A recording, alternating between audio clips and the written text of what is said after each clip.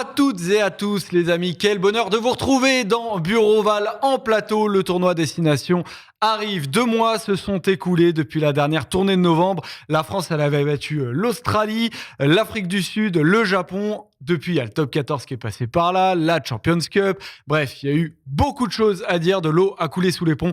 Et donc, le 6 Nations est de retour, les amis. Et pour en parler, je ne suis pas seul, bien heureusement. Le Bureau Val est de retour en plateau. Et il est de retour, bien évidemment, avec Aymeric. Comment ça va ? Eh bah écoute, on va voir une très très belle finale de handball ce soir. Et donc, on est hyper content. Non, c'est du rugby, merde. Mais ouais, il fallait me dire. Non, en vrai, je suis excité. Ça y est, ça pour moi, la preview du 6 Nations, tu vois. C'est le petit biscuit qui te ramène et qui te dit... Ok, ça va démarrer, c'est bon. Ouais, tu vois, déjà que ça sentait bon, on était un petit peu excités. Surtout que cette année, moi, je trouve que les cartes sont redistribuées, quoi. Là, vraiment. Beaucoup à dire. Clairement, il y a pas mal de trucs qui ont changé. En plus, il y a des trucs qui ont changé il n'y a pas si longtemps. Donc, tout est frais. Et donc, on ne va pas se répéter. Et ça régale. Comment ça, mon Pierrot ? Bah, écoute, ça va bien.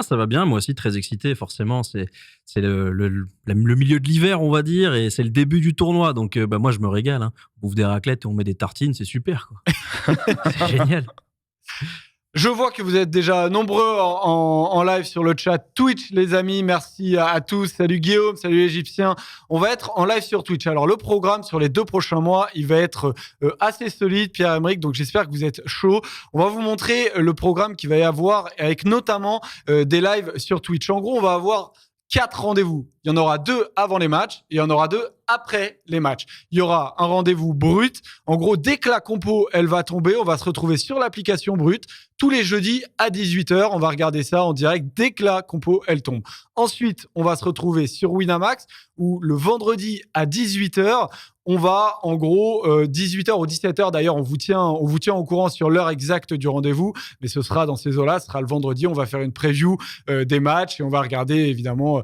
On va vous donner les enseignements. Bien évidemment, les petits tuyaux. Exactement. Et pour parier le mieux possible. Ensuite, il y aura 2 rendez-vous très importants après les matchs. Celui où on va se retrouver en direct sur Twitch. Donc, sur le Twitch de la First Team, tous les dimanches à 20h. Ça, c'est le rendez-vous où on va débriefer notamment du match de la France. Et on terminera avec le rendez-vous sur ta chaîne Twitch, Aymeric, la chaîne Poney Club, tous les lundis à 18h. Ces petits bureaux, vous en avez maintenant l'habitude. Je vois qu'on me chambre bien, effectivement, sur la couleur de ma peau. Bien évidemment, dans le petit bureau, notamment, je suis notamment un peu trop blanc. C'est catastrophique ta caméra. Mais à partir de demain, Aymeric, je te le dis, ça va changer. Je vais changer de caméra. Alors là, vraiment, t'envoies beaucoup d'informations. Exactement. Oui, ça va être intéressant. Alors tout digérer là quand même. Souvent, on se plaint qu'on n'a pas le temps de tout faire, de tout dire, tu vois. Et donc, du coup, c'est cool d'avoir ces 4 rendez-vous. Comme ça, on va pouvoir parler de toutes les nations, du championnat, parce qu'on est quand même un sport où il y a des doublons. Voilà, c'est des trucs super. Donc là, franchement, c'est trop bien. C'est trop bien. Voilà, donc on va parler du 15 de France notamment en plateau et après sur Twitch, sur ta chaîne, on pourra parler en long, en large et en travers de tout et notamment effectivement du top 14 parce que ce championnat continue. Le sommaire du live de ce soir, les copains, le voici. On va parler bien évidemment du 6 Nations dans sa globalité avec cette question. Le 15 de France est-il le favori à sa propre succession ? On fera un focus ensuite sur la composition qu'on peut voir contre l'Italie. C'est le premier match qui a lieu. C'est dimanche à 16h. Italie-France. On va regarder quel compo va mettre Fabien Galtier et on va aussi s'intéresser à l'adversaire. Où en est l'Italie ? Là aussi, ça va être très intéressant parce que les Italiens, ils sont pas si mal. Mais est-ce que ce sera un match qui sera facile ? Et on aura une dernière partie. Qui est le plus gros adversaire des Bleus ? Parce que ça a beaucoup bougé ces derniers jours et ces dernières semaines en Angleterre avec des changements de sélectionneurs en Angleterre et aussi au Pays de Galles. Donc, on va s'intéresser à tout ça. On va faire le point avec vous, les amis. Elle n'est pas à toi, cette veste, Aymeric, me demande Rap Sport. Pourquoi ? Si, elle est à moi. Si, elle est à lui. Il s'achète ses affaires, ça va, j'ai le droit de... J'achète 3 fois dans ma vie des habits. Alors, je peux te dire que je suis comme un gamin. Moi, si j'achète une nouvelle fringue, je la porte 15 jours. Voilà, exactement. Donc voilà, les amis, vous avez un programme sur les 2 mois à venir. Vous avez un programme de la soirée. On va tout de suite partir sur le débat. C'est parti.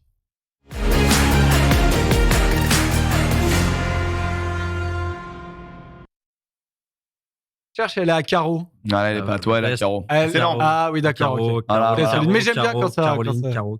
Ils sont tombés en plateau. Des secondes barres dans le chat, ça fait pas. En plateau aussi, parce qu'on l'a pas très bien compris non plus. Donc, quand on ne comprend pas, c'est peut-être un peu inquiétant. Le 15 de France est-il favori à sa propre succession? Comme vous le savez, ou vous ne savez pas, vous avez peut-être oublié, pris une petite commotion.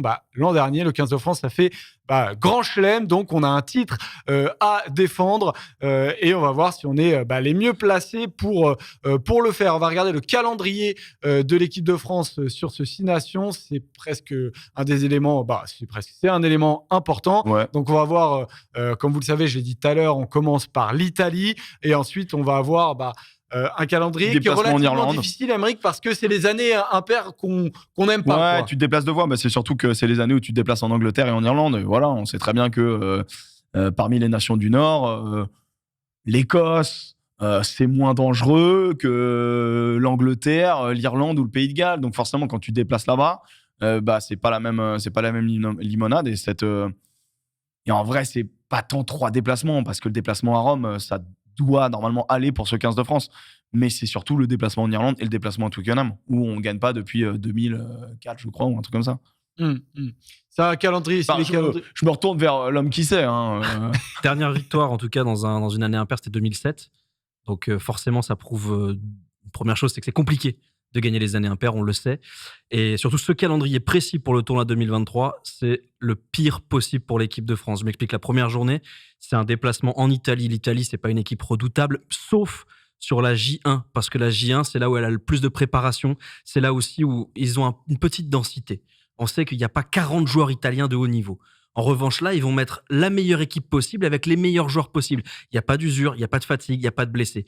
Donc, prendre l'Italie en J1, c'est jamais vraiment un cadeau. Et en plus, face à l'équipe de France à la maison, il y a un sentiment un peu particulier pour les Italiens. Après, demande aux Gallois si prendre les Italiens en J5, c'est bien aussi. Oui, mais justement, c'est l'exception et c'est ce qui me fait dire que ce calendrier, il est peut-être encore plus défavorable pour l'équipe de France parce que notre dernier match, c'est face à l'équipe la plus faible à mes yeux du tournoi. Mais le deuxième match, c'est un déplacement en Irlande. Donc là, forcément, c'est le plus gros match du tournoi. La finale avant l'heure. Peut-être. Il y a des chances, ça peut être aussi face à l'Angleterre à Twickenham. Derrière, on prend l'Écosse en J3 après une journée de repos. Là encore, effectif à petite densité, l'Écosse. Et ça arrive après une semaine de repos. Donc, là aussi, c'est presque la meilleure version de l'Écosse qu'on peut imaginer. Puis, en Angleterre et enfin réception du Pays de Galles. Je trouve que ce calendrier précis, déjà c'est difficile parce que c'est une année impaire, mais ce calendrier précis, ça a pour conséquence que non, la France n'est pas favorite pour sa propre succession, en dépit du fait que c'est probablement la meilleure équipe, qu'elle a probablement parmi les meilleurs joueurs du tournoi, et que c'est l'équipe qui a le plus de certitude ou le plus de conviction en arrivant sur ce tournoi. C'est assez paradoxal parce que, le résumé, c'est peut-être la meilleure équipe, et pourtant, ils ne sont pas favoris.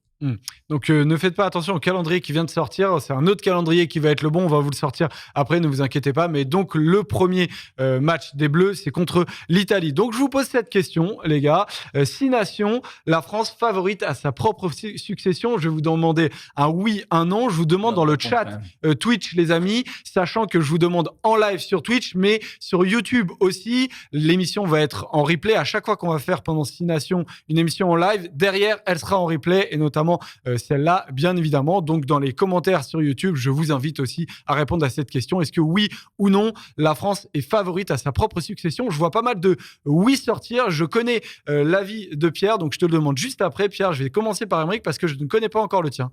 Moi, je dis oui. Pour moi, l'équipe de France, elle est complètement favorite, malgré ses déplacements. En fait, ce qui se passe, c'est que pour moi, ce calendrier, il va du plus dur au plus facile, dans le sens où je mets le match de l'Italie le plus dur parce que nos premiers matchs, ils sont toujours compliqués. Et les Italiens, c'est plus les Italiens d'il y a 2 ans. Donc, je te rejoins là-dessus. Les Italiens en J1, c'est chiant. Et encore plus ces Italiens-là qui ont confiance et qui, au-delà d'une pseudo-confiance parce qu'ils ont gagné, ils ont confiance parce qu'ils ont du jeu, ils ont des joueurs et ils ont maintenant un plan de jeu. Un plan de jeu basé sur la vitesse, sur du déplacement. Ils sont pas costauds, on le sait. Ils vont pas nous tartiner comme un Irlandais ou comme un Sud-Africain. Par contre, ils vont nous déplacer. Ils relancent de leur 22. Moi, c'est un des trucs que j'avais remarqué directement en novembre et même en fin de 6 nations, où tu vois que les Italiens, leur grande capacité aussi, c'est de faire vivre le ballon sur tout le terrain. Et là, ça devient important. Maintenant, le maître à jouer Garbidi, s'il est là, ça change aussi la donne. Et on sait que sur le premier match, il sera pas là. Donc, ça minimise un peu ma première idée, qui était de dire que je pense que le match de l'Italie, c'est le plus dur dans le sens où c'est celui qui semble être le plus faible. Alors que c'est un déplacement. Les Italiens, ils adorent nous tartiner. Ils sont en confiance, il y a des grands joueurs. Et l'équipe de France balbutie toujours ses débuts de tournoi. Maintenant, après, le deuxième match va être monstrueux. Et pour moi, c'est ce match-là qui va jouer. Et je pense que tu peux gagner le tournoi, même en perdant en Irlande. Donc, est-ce qu'on est favori ? Oui. Oui, ok. Pierre ? Moi, je pense que non. On peut partager ce statut. Voilà. Est-ce qu'on est les grands favoris ? Non. On peut imaginer qu'il y a, à mes yeux, 3 équipes qui peuvent s'imposer sur ce tournoi. Il y a 3 équipes qui sont soit plus faibles, soit complètement à la ramasse au niveau de leur rugby, de leur structure, de leur projet, de leurs joueurs. C'est le Pays de Galles qui, pour moi, n'a aucune chance. Peut-être que je vais tomber de haut, mais pour moi, vraiment, je ne les vois pas battre ni l'Irlande, ni la France, ni l'Angleterre. L'Écosse et l'Italie sont un peu derrière, en dépit du fait qu'ils proposent beaucoup de jeux et qu'ils ont un rugby plaisant. Et pour moi, oui, il y a 3 équipes qui se détachent. Et le calendrier fait que, malheureusement, je ne vois pas les Bleus favoris. Ils vont peut-être gagner, et ce serait génial, mais je ne les vois pas favoris au départ, sur la ligne de départ de ces 6 nations. Alors, on a un oui qui l'emporte à 59% de ce côté-là. Donc, on a quand même eu des Français qui sont partagés entre les deux. Comment t'expliques ça ? Parce que voilà, il y a l'habitude de la victoire. On est quand même aujourd'hui, l'équipe de France est invaincue sur une année calendaire. C'est du jamais vu. Ils arrivent, les suiveurs de l'équipe de France ont beaucoup d'espoir parce que la victoire leur permet de l'avoir, cette confiance. On a battu toutes les formations qui se sont présentées. C'est assez légitime de penser qu'ils peuvent être favoris. Après, encore une fois, je me répète, mais le calendrier est déterminant sur le 6 nations. Ça n'existe plus des déplacements où une équipe écrase l'autre. Aujourd'hui, aller gagner à l'extérieur, même en Irlande, en Écosse, en Italie, tout est difficile en fait. Et le niveau est tellement serré que c'est beaucoup plus dense. C'est quasiment impossible de faire un pronostic à coup sûr. Voilà, il y a peu de certitudes. Peut-être que l'équipe de France est légèrement au-dessus. Il y a le vivier, quoi. Ouais, oui. Tu vois, là, il y a 2 équipes avec un vivier important, c'est l'Angleterre et la France, et il n'y a pas le même niveau de confiance. Donc, c'est ça. Et puis, il n'y a pas le même niveau de ton plan de jeu. Il est établi chez nous. On sait exactement, là, on va parler de la compo tout à l'heure. L'un des signes forts d'une équipe qui va bien, c'est qu'on est globalement tous, et même le Pékin moyen, je pense, on lui demande dans la rue, il est capable de nous sortir des joueurs du 15 de France et des joueurs qui vont jouer dimanche, tu vois, prochain. Donc, on au a final, quasiment le 15 de départ depuis un an. Alors que là, le 15 de départ de l'Angleterre, mon gars, il va être surprenant, je pense. Mais donc, du coup, pour moi, le match contre l'Irlande, ça va être, sans doute Enfin, moi, je reste persuadé que oui, on peut le partager avec l'Irlande. Sauf que l'Irlande, ça fait 3 ans qu'on les bat. Et aujourd'hui, ils n'ont pas prouvé qu'ils pouvaient battre cette équipe de France. Ils n'ont pas trouvé la solution contre cette équipe de France. Ouais, bien sûr. Et moi, je suis rassuré là-dessus. C'est-à-dire qu'ils vont beau jouer à domicile, il n'y a pas de problème. Ils vont jouer à domicile, il n'y a pas de problème. Cette équipe de France-là, elle a coché ce match. Ce match-là, il va être extrêmement bien préparé. C'est drôle parce que les joueurs de l'équipe de France, pour en avoir discuté un tout petit peu avec soit eux, soit les suiveurs de l'équipe de France au quotidien, ce qui revient depuis un an, c'est Twickenham. C'est pas London Road, c'est Twickenham. La date, parce que ça fait 14 ans, 15 ans qu'on n'a jamais gagné là-bas. Et c'est aussi le fait que l'Irlande, on sait qu'on est capable. Enfin, les joueurs de l'équipe de France ont conscience de leur capacité. Ils savent qu'ils peuvent les battre. Alors que l'Angleterre à Twickenham, ils ont tous mesuré le défi que c'était. Aller gagner là-bas, ça marquerait les progrès de l'équipe, de cette formation-là. Après, ça ne veut pas dire que le match face à l'Irlande est. Mais en vrai, le match face à l'Irlande, en fait, je suis d'accord dans les faits, tu vois. Et puis, tartiner les Anglais, on va pas se mentir, autour de la table, on est tous d'accord, même dans le chat. Mais ça fait un an qu'ils en parlent. On y va. Je signe. Perdre en Irlande, gagner à Twickenham, une branlée à Twickenham, je signe des 2 mains. Seulement, on va pas croiser en quart de finale les Anglais. On a plus de chances de croiser quand même les Irlandais. Et c'est un match de boxe entre ces 2 meilleures nations. La nation numéro 1 du classement, c'est l'Irlande, c'est pas nous. Bien sûr. Et à un moment donné, on a envie d'être premier, tu vois. En tout cas, c'est la volonté du staff pour marquer les esprits, arriver à la Coupe du Monde en étant la meilleure nation du rugby mondial. Et pour ça, dans ce match de boxe, tu as gagné le premier round, t'es bien, t'es dominant. Là, il y a un round très important qui va arriver en Irlande. Si tu arrives à les mettre KO en les battant chez eux, je peux dire que dans la tête, au niveau du quart de finale, je te dis pas que ça va être du tout cuit. Il y a aucun match de rugby qui sera du tout cuit. Mais je te dis que dans la tête, t'as un appartement avec un duplex. Et c'est pour ça que ce match, pour moi, il est ultra important. Je sais pas s'il y aura un avantage psychologique en septembre. Ce qui est sûr, c'est une victoire, c'est mieux qu'une défaite. Oui, ça, voilà, clairement. On construit mieux, là-dessus. Ça, c'est une assurance. Dans le chat, il y a Rugby Champomy qui parlait, qui disait. Très joli pseudo. On aime beaucoup. Mais il disait, alors c'est remonté un peu, je l'ai perdu, mais en gros, il parlait de la tournée de novembre qui doit nous alerter. Alors, la tournée de novembre, on le rappelle, si vous avez oublié, on a battu l'Australie, l'Afrique du Sud, le Japon. Dans quel contexte sportif, mental on parle pas de l'extra sportif, on pourra en dire un petit mot quand même. On en dira un petit mot quand même avec la démission de Bernard Laporte. C'est quand même important, c'est un truc qui pèse. Mais là, on le met vraiment de côté. Pierre, dans quel contexte sportif se trouve l'équipe de France par rapport à sa dernière tournée de novembre ? Ils sont en confiance parce qu'ils ont gagné, en ayant peut-être pris conscience que ce qu'ils ont produit était légèrement inquiétant. Et on en a déjà discuté entre nous, d'ailleurs dans une émission où on n'était pas du tout d'accord avec Aymeric. La prise de conscience, c'est de dire ce qu'on a fait a suffi pour gagner en novembre et ne sera peut-être pas suffisant pour être champion du monde. Globalement, c'est un peu ça le discours qu'on a pu voir poindre avec les conférences de Fabien Galtier. Mais surtout, et les interviews, que ce soit sur RMC ou dans l'équipe de Laurent Labitte. On a eu la chance de pouvoir diffuser assez largement des extraits de Laurent Labitte sur RMC.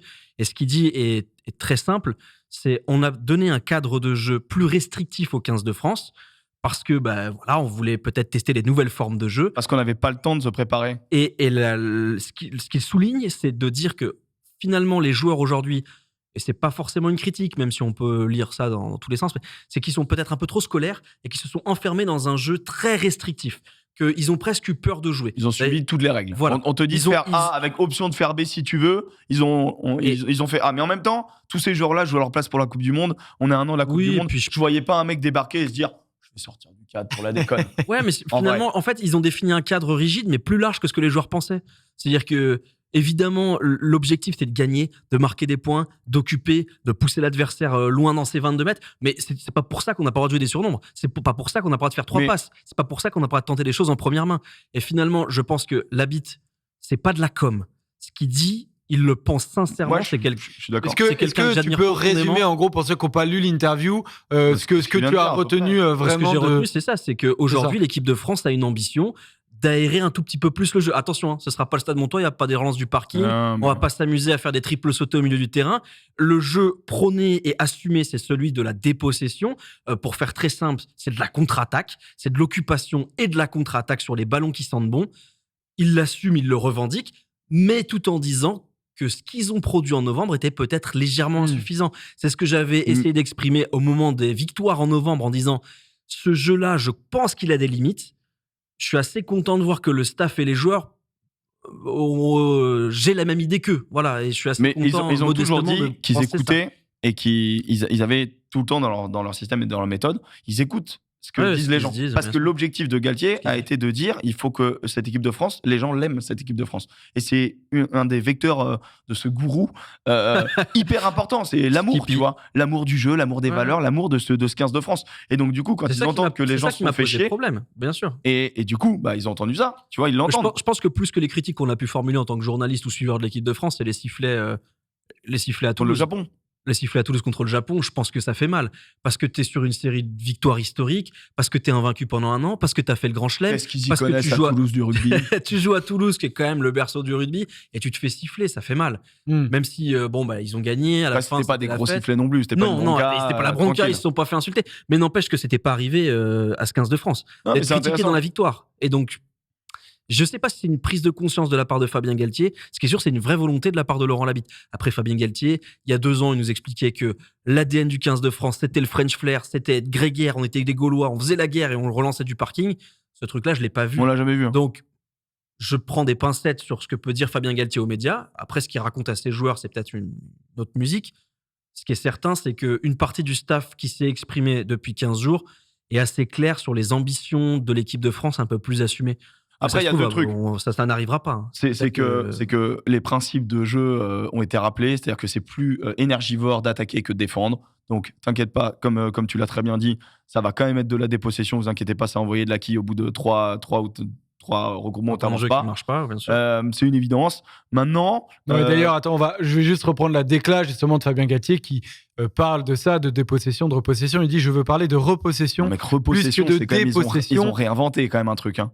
À quel moment on utilise l'espace, le pied, identifier les espaces. Il faut penser ce qui va se passer après. L'action ne s'arrête pas quand le ballon est déposé dans une zone libre. En gros, il faut être prêt à le récupérer. Voilà, en gros, on avait l'idée de mettre le ballon chez l'adversaire. Et lui, il dit qu'il n'y a pas juste ça dans le jeu de l'équipe de France. Il y a aussi cette envie de le récupérer ensuite. C'est quoi mais il n'invente rien. C'est du verbe, ouais. Voilà. C'est juste le rugby, termes. c'est du gain de terrain. Donc au final, l'objectif au rugby, on sait tous, tu fais pas de passe en avant. Donc comment tu gagnes le terrain? Pourquoi il fait ça alors, soit en Fabien le portant, soit en l'envoyant chez les autres. Pourquoi il fait ça, Fabien Galtier? Pourquoi il a cette veut rassurer communication? les gens, et puis peut-être qu'il veut aussi détendre les joueurs. Ils veulent se dire amusez-vous les gars. Et il y a aussi ce que je voulais dire, c'est que on est dans la dernière très grosse compétition avant la Coupe du Monde. Donc il y a aussi ce jeu de pas brouiller les cartes parce que nous, on a un plan de jeu qu'on connaît et justement, il veut donner à cette équipe de France beaucoup de matchs intenses. Le match à Dublin va être intéressant, le match à Twickenham va être hyper intéressant pour créer ce groupe, etc., de le vivre ensemble de ce groupe-là.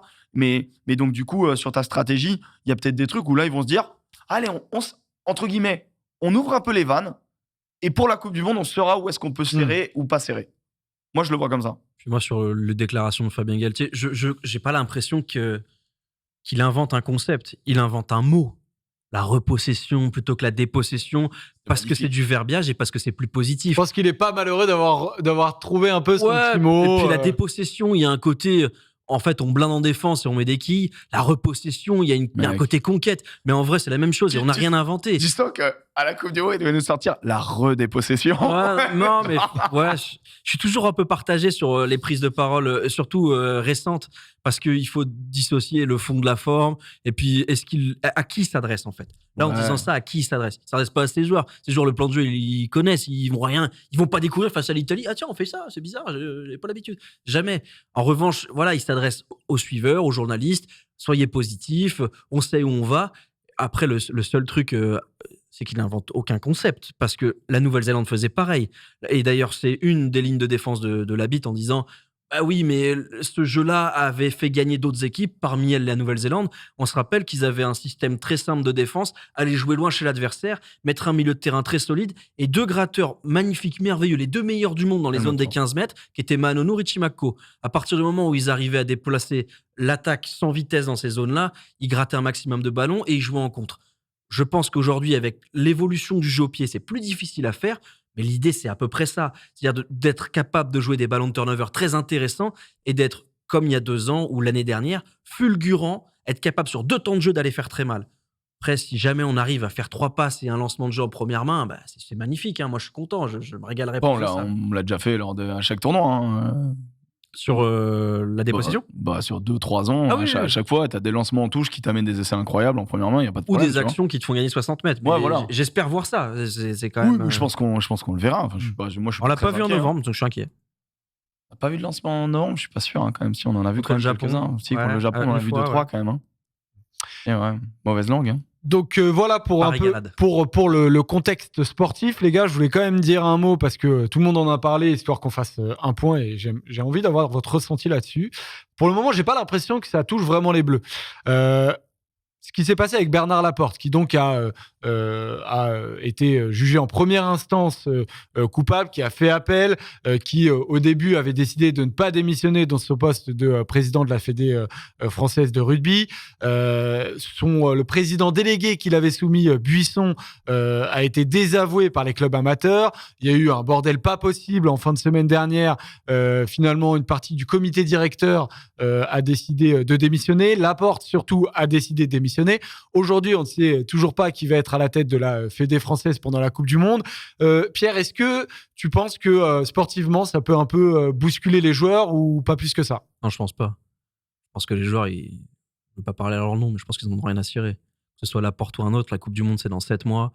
C'est pas le président qui va être sur le terrain. Je vois pas trop ce que ça pourrait changer pour eux. Ça peut changer des choses pour le staff ou pour une partie des promesses qui ont été faites pour des prolongations de contrat ou pour une partie des gens de l'ombre dans l'équipe de France qui qui forcément étaient plus ou moins proches de Bernard Laporte. Je ne vais pas dire les intendants, ceux qui font le ménage et tout, mais il y a quand même des salariés derrière tout ça. Mais les joueurs de l'équipe de France... Il y a une vie, quoi. Voilà. Mais les joueurs, pas plus que ça. La fédération ne s'arrête pas à Bernard Laporte et à ses soucis judiciaires. Il y a des gens derrière. C'est-à-dire qu'il y a des salariés de la fédération, il y a des gens du comité directeur qui ont été contraints à la démission pour des raisons morales ou qui n'ont pas voulu démissionner pour des raisons légitimes qui sont simples. Ils ont été élus, ils sont mandatés par une partie du rugby amateur, ils n'ont pas envie de trahir les gens qui les ont désignés. Bon, à partir de là, j'aime pas dire que je m'en fous, parce que je m'en fous pas. Mais je pense que ça n'a aucune conséquence sur l'aspect sportif. Voilà. Et Mike? Moi, je pense que je m'en fous. Grave. Ça m'intéresse absolument pas. Oui, l'image du rugby est cornée au niveau international sans doute et tout, mais moi, je m'en fous en fait. Sportivement, pas d'impact. Sportivement, pas d'impact. Pour le supporter moyen, ça lui donne un petit truc à dire à la mi-temps, mais... Ouais. En vrai, moi, je m'en fous de ces guerres d'ego, des trucs. Ça m'a jamais intéressé, mais dans toutes les associations, même j'en sais rien, le Valois, je m'en fous, tu vois. Vraiment, ça m'intéresse pas, moi, les guerres d'assaut et d'ego. Moi, là, je veux voir du terrain, en fait. Je veux voir du rugby, c'est ça qui m'intéresse. Eh bien, de terrain, justement, on va voir qui seront les hommes sur le terrain, les amis. Après ce débat, on va passer au focus parce qu'on va parler de la preview du match contre l'Italie et de quel compo les Bleus vont-ils mettre en place contre ces Italiens.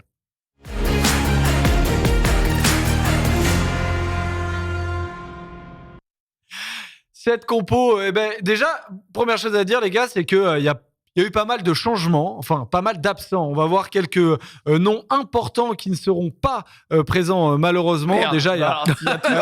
Si c'est ça les absents, si ça c'est ça, fout les on est jetons, dans la hein. merde. Ça, c'est pas bon. On va partir là-dessus en gros sur la compo. Moi, je voulais montrer les absents en gros pour dire voilà, eux vous les verrez pas et vous allez voir la compo qui peut potentiellement être mise en place. Danty en gros au centre, il est pas là. Vous voyez aussi Arthur Vincent en gros dès que Ficou a un copain au centre, hop, il est blessé. Ça a été la même chose aussi avec Vakatawa. Donc Danty n'est pas là, Arthur Vincent n'est pas là.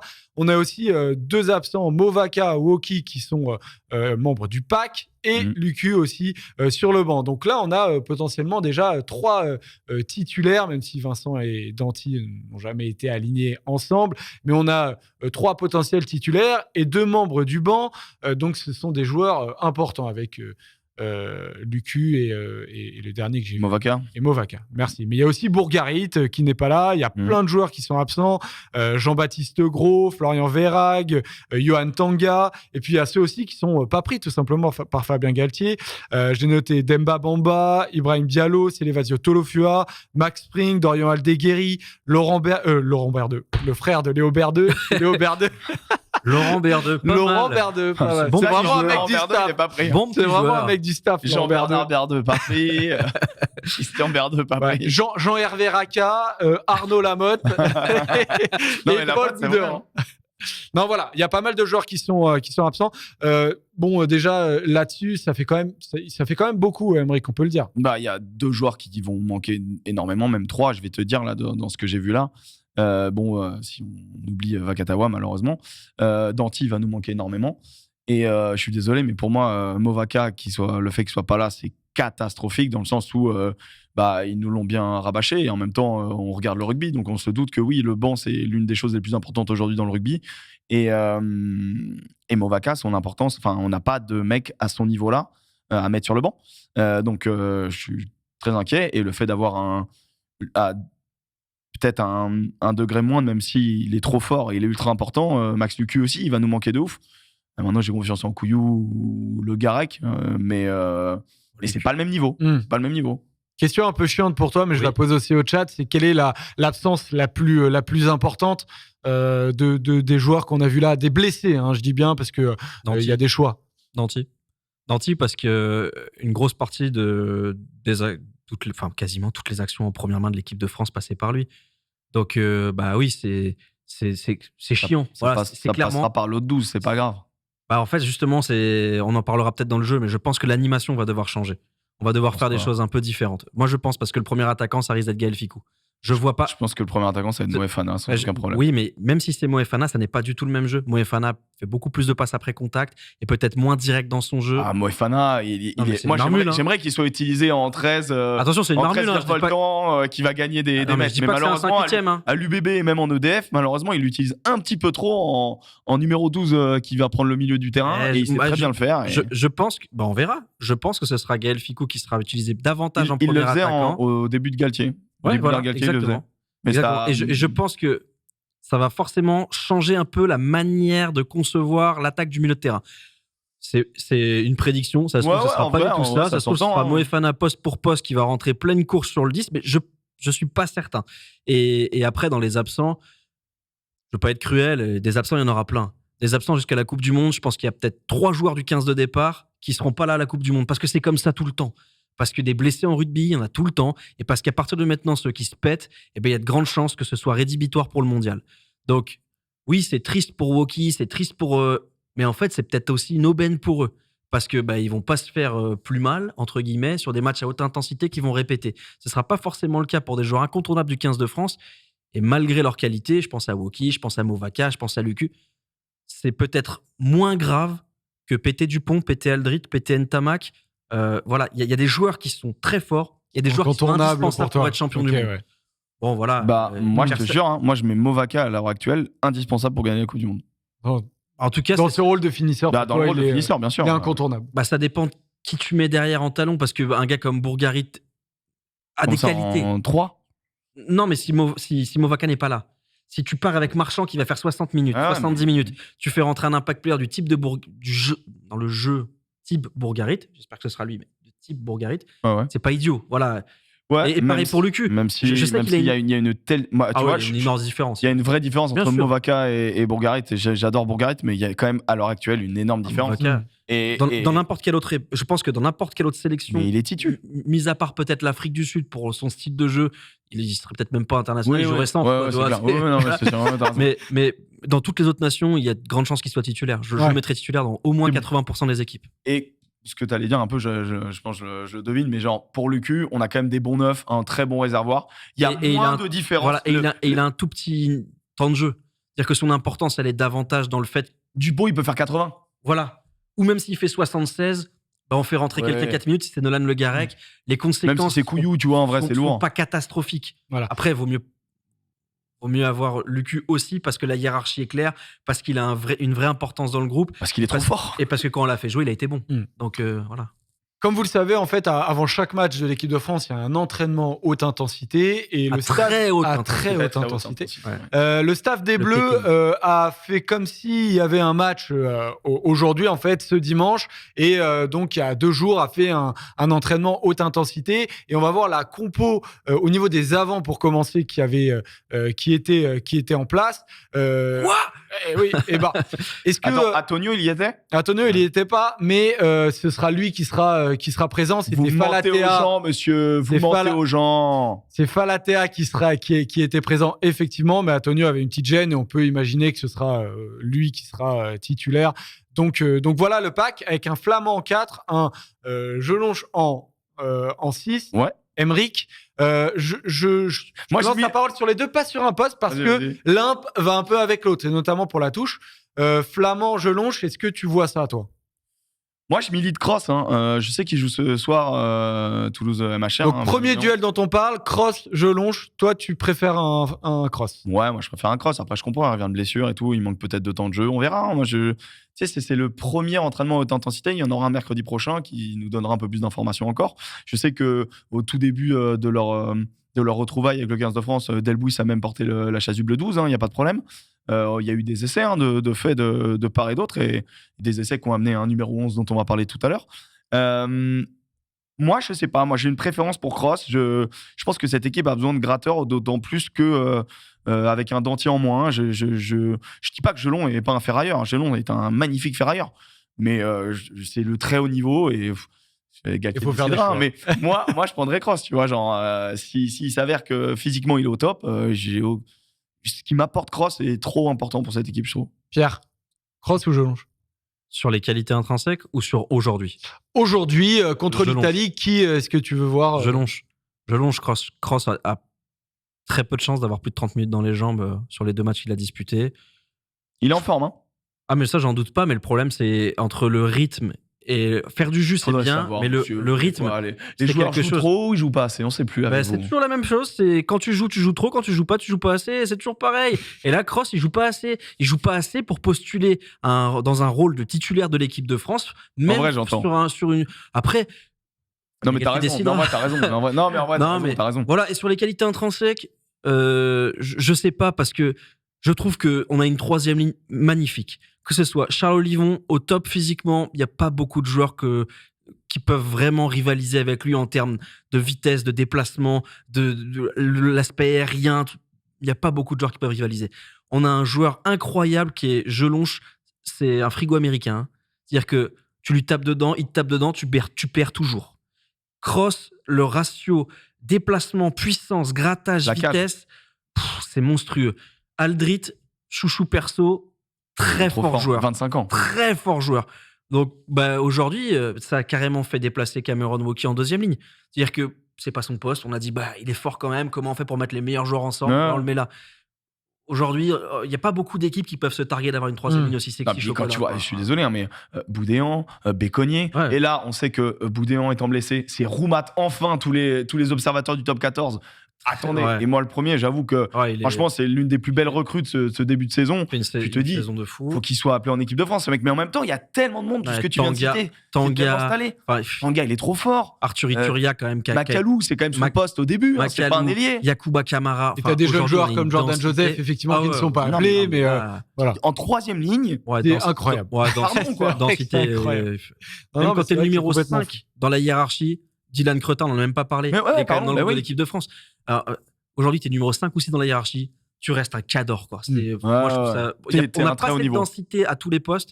Et en 3e ligne, on sait l'importance de la 3e ligne pour une équipe internationale. C'est magnifique. On a de la chance. Même Flamand, je suis désolé, mais à un moment donné, c'est un 2e, 3e aussi. Et du coup, lui, il va être ultra intéressant et primordial même dans le système de jeu français parce que du coup, en 4, on s'est cherché pendant longtemps. Wauquiez est une très bonne solution. Maintenant, Flamand, on est une magnifique. Maintenant, je suis curieux, le remplaçant de Flamand, il est pas encore là, tu vois. Ouais, moi, je suis curieux de voir ce que à la même Flamand réserve va pouvoir faire. Puis c'est surtout très important pour la touche parce que Willemse ne saute pas beaucoup, Jelonche ne saute pas beaucoup, Aldrit saute en premier sauteur. Finalement, on n'a que Flamand et Olivon. Il peut sauter, quoi. Olivon, il saute, ouais. oui, on n'a que Flamand et Olivon. Voilà, donc ça donne moins d'options, mais bon. Voilà. Et sans Flamand, si on remet un 2e ligne plus massif, on n'a plus qu'un sauteur. On l'a déjà fait avec Wauquiez, seul sauteur de l'équipe de France. Hein. C'est jamais une très bonne solution, surtout face à des équipes en vrai, quoi qu'il a, comme l'Irlande, par exemple. En vrai. Oui, il peut sauter, premier sauteur ou sauteur légèrement, 2e sauteur en avançant, c'est possible. Après, même quand tu fais des cocottes et tout, il est souvent aussi sur les prises et tout, il est. Non, mais en fait, on a des solutions. C'est pas la solution optimum, c'est du bricolage, mais. Et puis après, il y a quand même l'aspect défensif sur les touches. On sait que beaucoup d'essais viennent souvent de ballons de récupération, y compris sur les touches adverses. Et on a besoin de gars qui sont capables de contrer. Et donc, il faut des sauteurs et c'est super d'avoir Olivon au top. Et c'est pour ça, d'ailleurs, à un moment, il y avait l'hésitation d'aligner Jelonche, Kroos, Aldrit.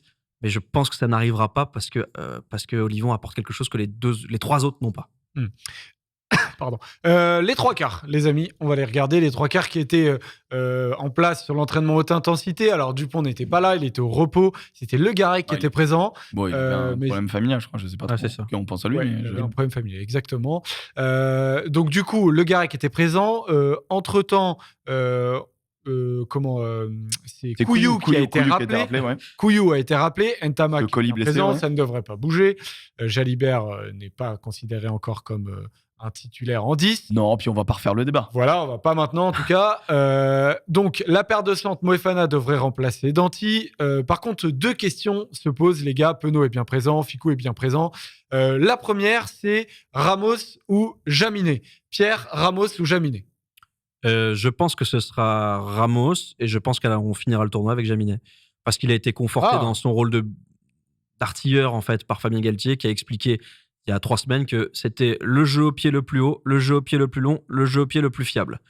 Au niveau international. Du monde. Ouais, c'est ça. Donc, je sais pas. Je pense que c'est pas un très bon signe pour Ramos. Je sais pas où sont les datas de tout ça. Mais en tout cas, c'est vrai qu'il a un énorme coup de chausson. Mais fais-moi confiance. Alors pourquoi Ramos serait privilégié contre l'Italie? Parce que Jaminet, même situation que François Cros, il a peu joué parce qu'il a été beaucoup blessé. Ramos a été suspendu, mais il a beaucoup joué en début de saison, donc je pense pas qu'il ait de problème physique. Et peut-être que c'est l'occasion. Il y a eu des contre-exemples. Dani Priso, Mathis Lebel, ils sont rentrés chez eux alors qu'ils étaient dans le groupe. Ils étaient censés être titulaires dans la hiérarchie. Ils étaient juste derrière. Et ils sont rentrés chez eux. Je veux pas présumer de leur chance de disputer le mondial, mais ça sent pas très bon. À l'inverse, Ramos, en le mettant face à l'Italie. Lebel, il est de retour là. Non, il joue ce soir là, avec Toulouse. Il a été libéré. Oui. Mais il revient. Il revient avec un autre gars. Voilà.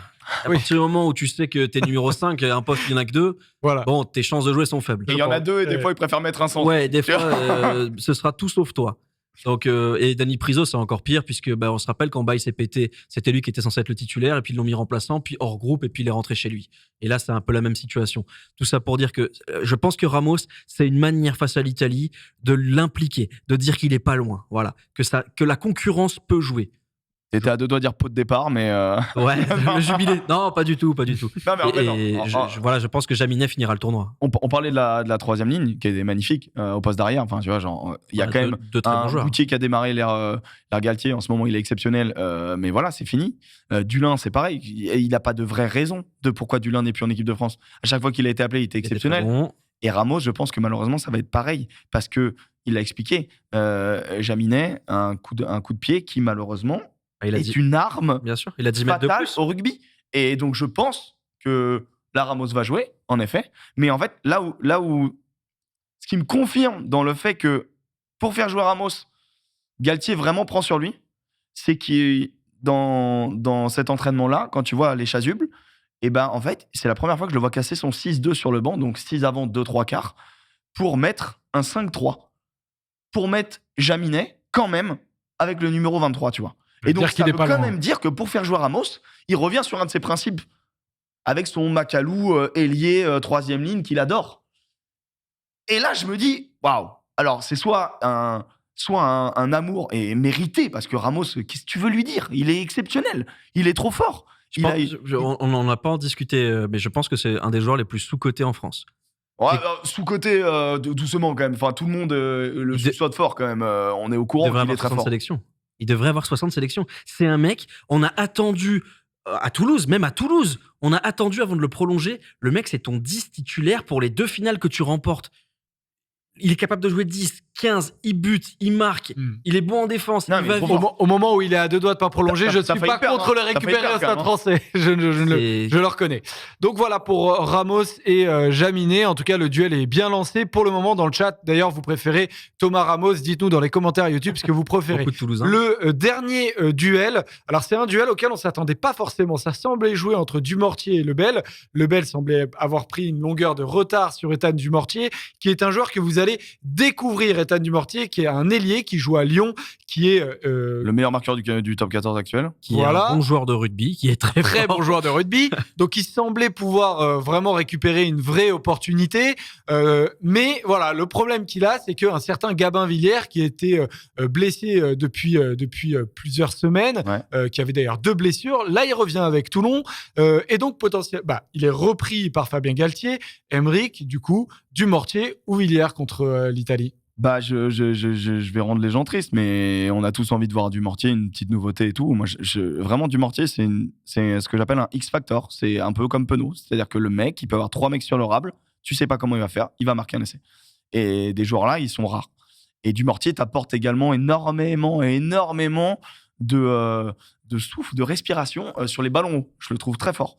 Et on n'a pas non plus une couverture 3e rideau exceptionnelle ou une capacité de sauter dans le bon timing sur nos chandelles offensives, notamment sur nos coups de pied offensifs.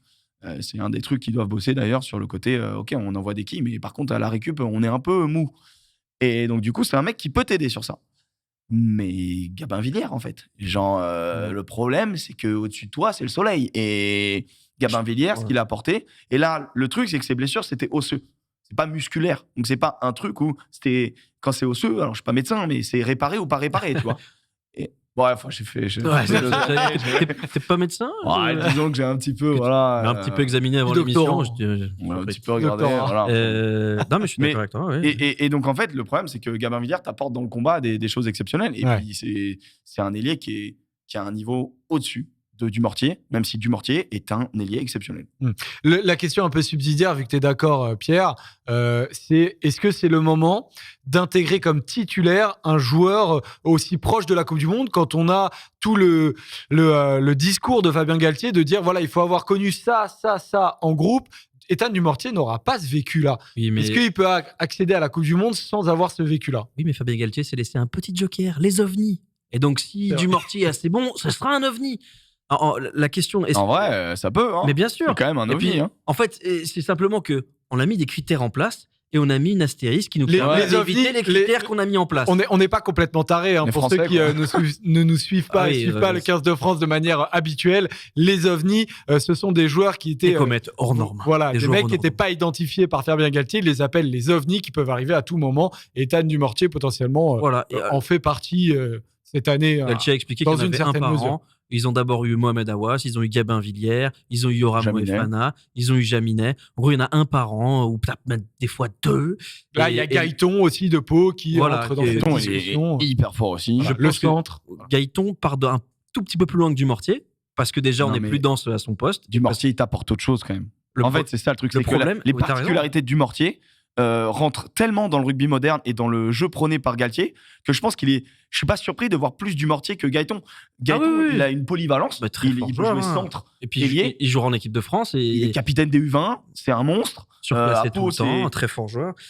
Juste pour revenir à Gabin Villiers, je pense que tous ceux qui seront en concurrence avec Gabin Villiers vont perdre. Aussi fort soit-il. Parce que pour trois raisons. La première, c'est que Gabin Villiers, c'est un ratel.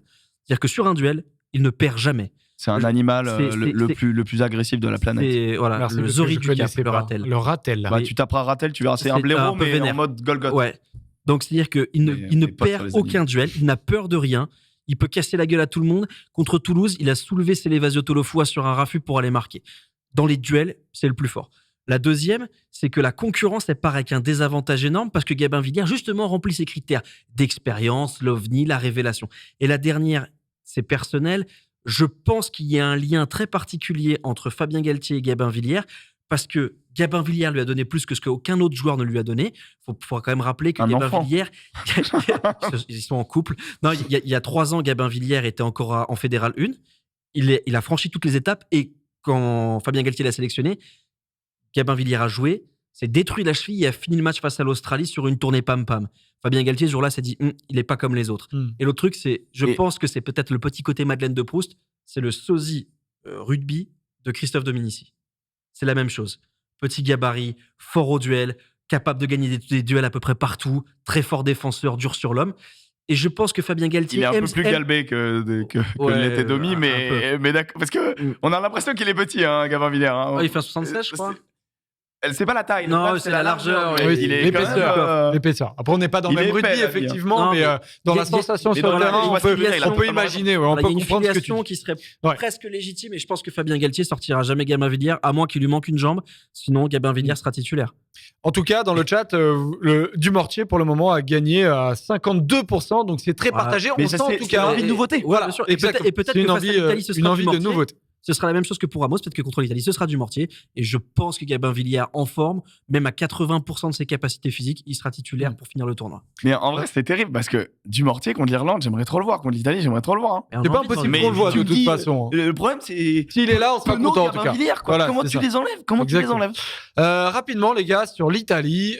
Donc, c'est le premier adversaire de l'équipe de France dans ce 6 nations. L'Italie, la popularité de l'Italie, pour ceux qui suivent un peu de loin le rugby, c'est une équipe qui perd et qui perd très souvent, voire qui perd tout le temps.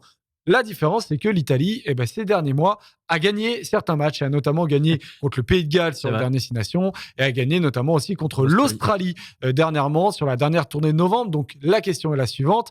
Pierre, l'Italie, est-ce que c'est un match si facile ? Non, c'est pas facile. L'équipe de France va aborder ce match sans avoir peur, sans craindre l'équipe d'Italie, mais en la respectant, parce que c'est pas une mauvaise équipe.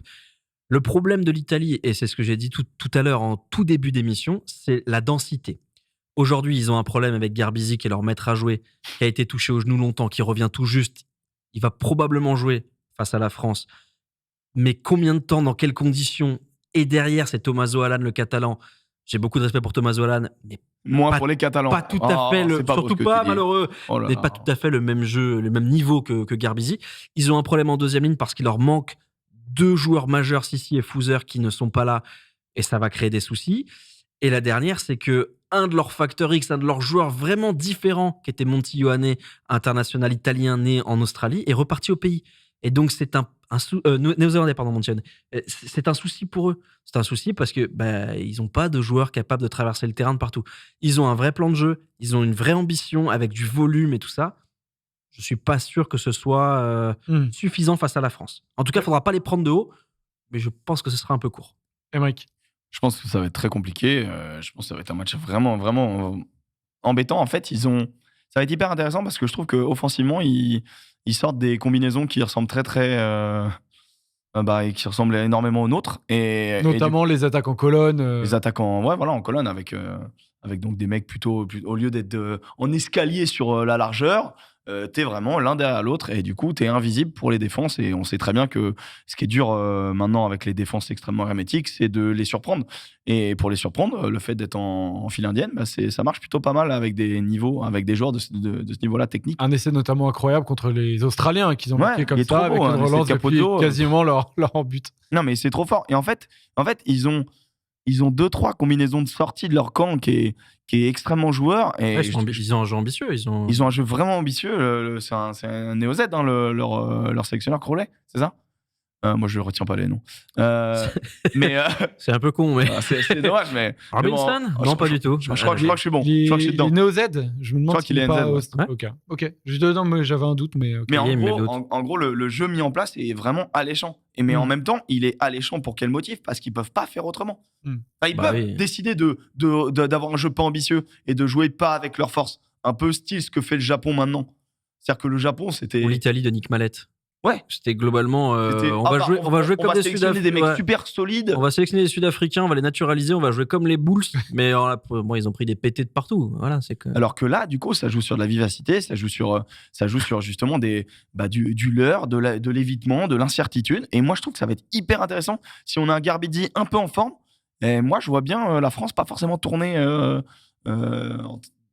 bien en première mi-temps. Après, je pense que sur le banc, sur la qualité, ça peut faire une j'ose espérer quand même ne pas vivre un drame après 13 victoires consécutives. Tu perds en Italie, ça la fout mal. C'est très chiant, effectivement. Ça la foutrait un peu mal. D'ailleurs, Aymeric, je vais te demander ton pronostic que tu feras avec les cotes Winamax. Vous le savez, on va être ou si vous le savez pas, je vous le dis.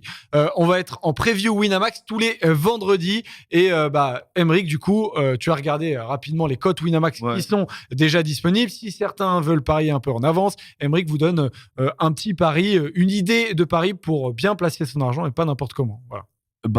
Après, ne pariez que ce que vous êtes prêt à perdre, bien sûr. Mais en gros, moi, j'ai mis Italie plus 9,5. Donc, l'Italie plus 9 points, en gros. Il n'y aura pas 10 points d'écart d'avance pour la France à la mi-temps. Parce que ça va être la première mi-temps de notre tournoi d'hallucination, parce que je ne crois pas que ça va être des envolées comme ça. Ça peut, bien évidemment, mais je me rappelle d'une mi-temps très compliquée où finalement, on repasse devant au bout de la sirène l'année dernière.